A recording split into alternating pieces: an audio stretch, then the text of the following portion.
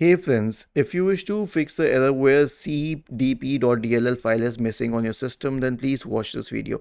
Now I'll explain the thing. DLL files are system files. If any system file is missing or corrupt, the main solution is an SFC scan. So search for command prompt in the Windows search bar and click on Run as Administrator.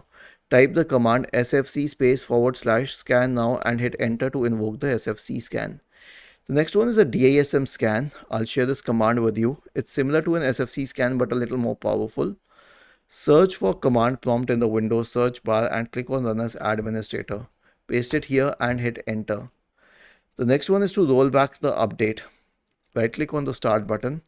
Select settings from the menu. Go to the Windows Update tab. Click on update history and then click on uninstall update and then select uninstall. The last one is clean boot. Why? Because what if there is a third party software which is repeatedly deleting this file?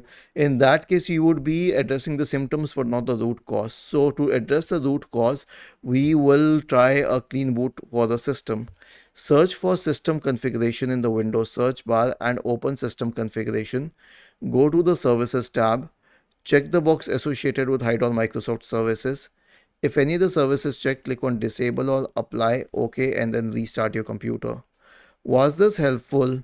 If yes, then please subscribe to the channel. If not, then let us know in the comment section of the video on how we could help you further. Thank you for watching this video and have a nice day.